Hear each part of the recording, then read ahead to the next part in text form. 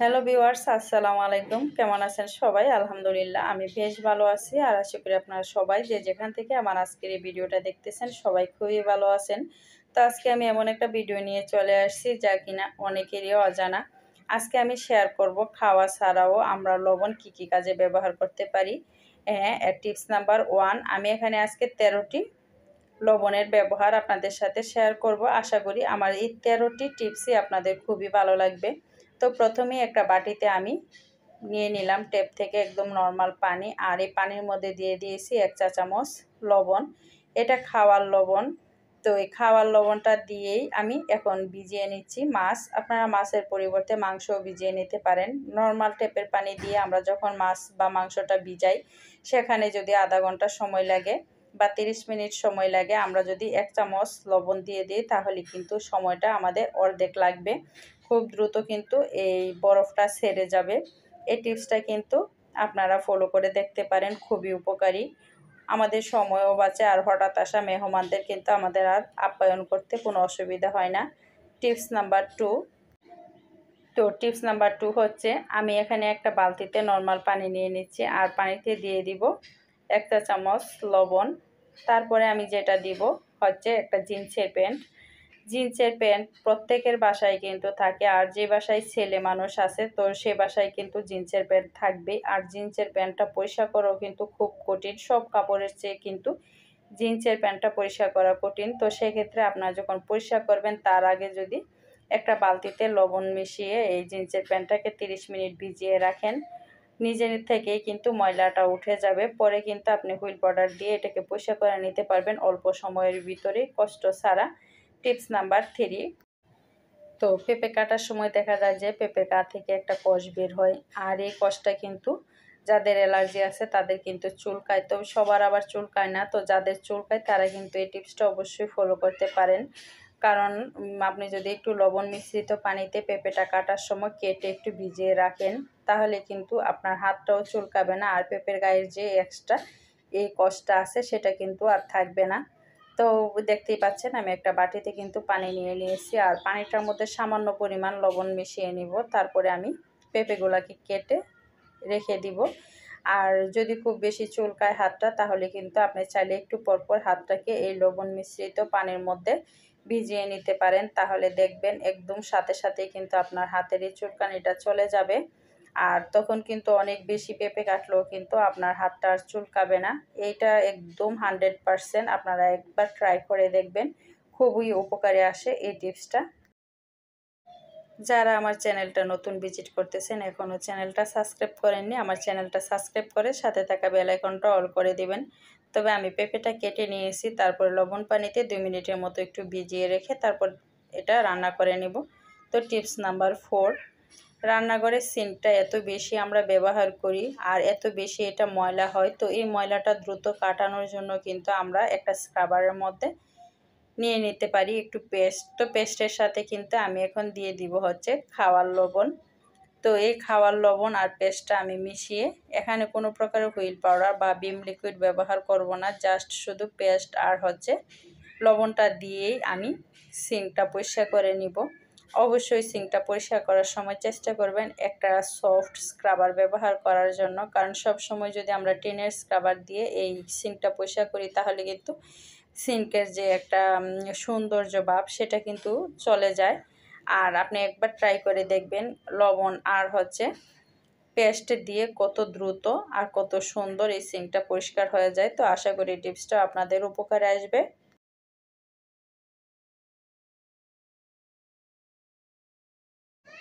Tips number 4।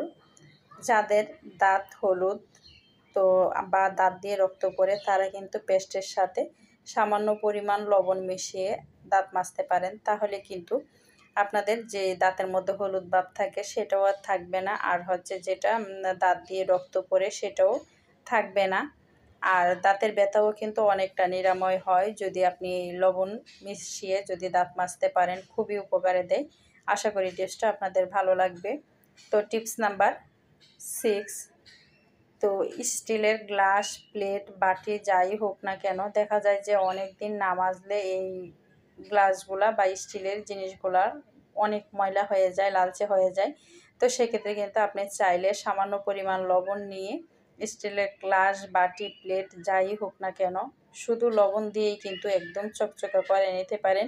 এই টিপসটাও কিন্তু খুবই উপকারী। তো দেখুন আমি কিন্তু ধুইনি, এখনই কিন্তু গ্লাসটা একদম চকচক করতেছে। এখানে কোনো প্রকারের হুইল পাউডার বা ভিম লিকুইডের কিন্তু প্রয়োজন পড়ে না। আশা করি এই টিপসটা আপনাদের খুবই উপকারে আসবে। তো আমি কিন্তু গ্লাসটা ধুয়ে নিয়ে এসেছি। তো দেখুন সাবান আর ভিম লিকুইড ছাড়াই কত সুন্দর পরিষ্কার হয়ে গেছে। টিপস নাম্বার 7, যাদের গলা ব্যথা, গলায় খুসখুসানি বা অনেক দিন ধরে কাশি, তারা কিন্তু কুসুম গরম পানির সাথে সামান্য পরিমাণ লবণ মিশিয়ে গার্গেল করে নিতে পারেন। যদি প্রতিদিন 2 বার গার্গেল করেন তাহলে গলার খুসখুসানি এমনকি গলার চুলকানি, তাছাড়া গলা ব্যথাও কিন্তু অনেকটা নিরাময় পাওয়া যায়। তাছাড়াও যে বাচ্চারা গার্গেল করতে পারে না তারা যদি এরকম কুসুম গরম পানিটা লবণ মিশিয়ে পান করে তাহলেও কিন্তু গলার এই খুসখুসানি ভাবটা একদমই চলে যায়। তো আশা করি এই টিপসটাও আপনাদের খুবই ভালো লাগবে। টিপস নাম্বার 8, এখানে আমি একটা নর্মাল গ্লাস নিয়ে নিলাম আর এই গ্লাসের মধ্যে নিয়ে নিচ্ছি একদম নর্মাল পানি। তো পানিতে সামান্য পরিমাণ লবণ মিশিয়ে নিয়েছি। তো লবণটা মিশিয়ে আমি এখন লবণটা একটু পানির সাথে ভালো করে মিশিয়ে নিয়েছি। তারপরে এখন আমি যেটা করব হচ্ছে দিয়ে দিলাম একটা মোমবাতি।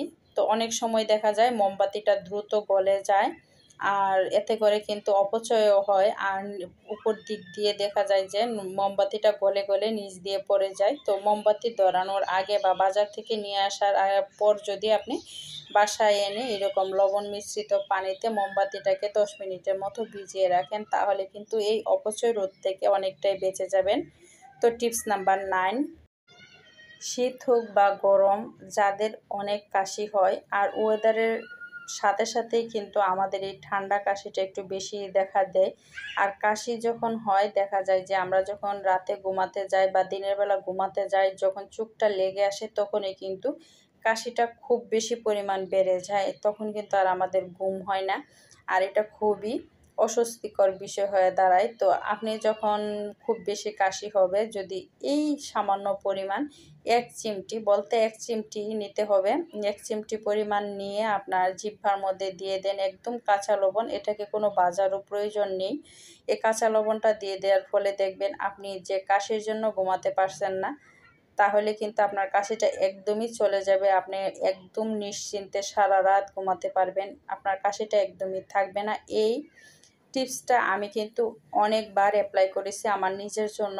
আপনারাও একবার অ্যাপ্লাই করে দেখবেন যে কাশি থেকে রক্ষা পেতে হলে, এমন সুন্দর একটা ঘুম দিতে চাইলে অবশ্যই এই লবণটা 1 চিমটি লবণ আপনারা খেয়ে দেখবেন। খুব বেশি কাশি যদি থাকে এটা কিন্তু একদমই চলে যাবে।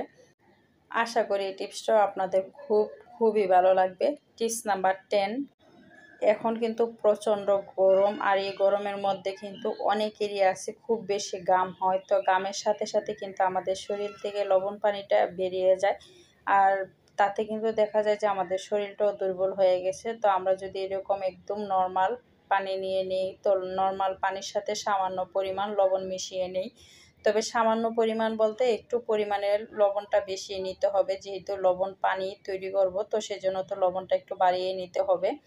তো এখানে আর কোনো কিছুই মেশানোর প্রয়োজন নেই, জাস্ট 1 গ্লাস পানির সাথে সামান্য পরিমাণ লবণ দিয়ে যদি আমরা লবণ পানি তৈরি করে পান করি তাহলে কিন্তু আমাদের শরীর থেকে বের হয়ে যাওয়া এই লবণের যে ঘাটতিটা এটা কিন্তু কভার দেওয়া যাবে। আশা করি এই টিপসটা আপনাদের ভালো লাগবে।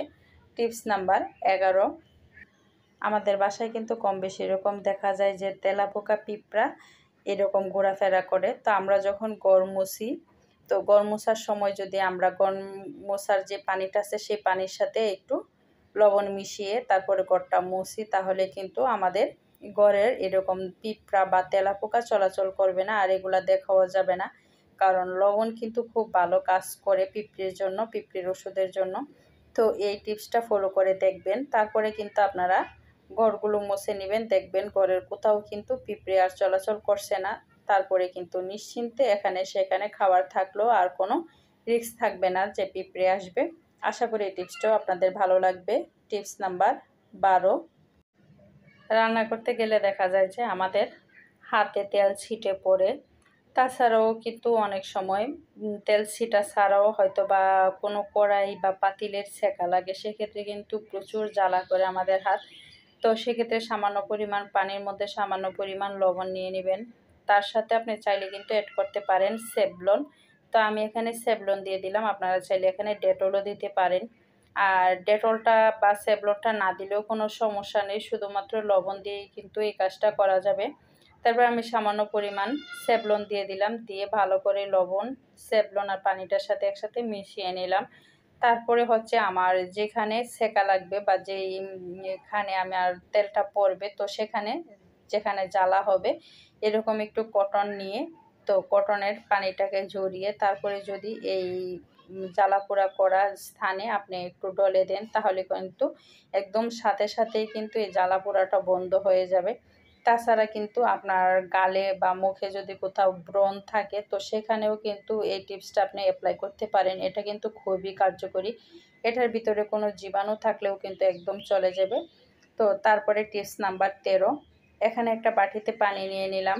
অনেক সময় দেখা যায় যে আমাদের ফ্রিজে অনেক দুর্গন্ধ হয়, তো সাথে কিন্তু ছোট ছোট তেলাপোকাও দেখা যায়। তো দুর্গন্ধ আর তেলাপোকা আপনি সারানোর জন্য কি করতে পারেন, একটা বাটিতে সামান্য পরিমাণ পানির সাথে সামান্য পরিমাণ লবণ মিশিয়ে আপনি দিয়ে দিতে পারেন। আবার সুগন্ধ ছড়ানোর জন্য লেবু না থাকলে আপনার হাতের কাছে, সেক্ষেত্রে কিন্তু আপনি ভিনেগার দিয়ে কাজটা করে নিতে পারেন। তারপরে লবণ আর হচ্ছে লেবু পানিটার সাথে ভালো করে মিশিয়ে আপনি আপনার ফ্রিজে একটা ছোট ন্যাকড়া দিয়ে মুছে নিতে পারেন, তাহলে আর ছোট ছোট তেলাপোকা ছড়াছড়ি করবে না, আর আপনার ফ্রিজ থেকে খুব সুন্দর একটা স্মেল হবে। আশা করি লবণের আজকের এই 13টি ব্যবহার আপনাদের ভালো লেগেছে। ভালো লেগে থাকলে চ্যানেলটা সাবস্ক্রাইব করতে ভুলবেন না। দেখা হবে নতুন কোনো ভিডিওতে। সে পর্যন্ত সবাই ভালো থাকবেন, সুস্থ থাকবেন। আল্লাহ হাফেজ। আসসালামু আলাইকুম।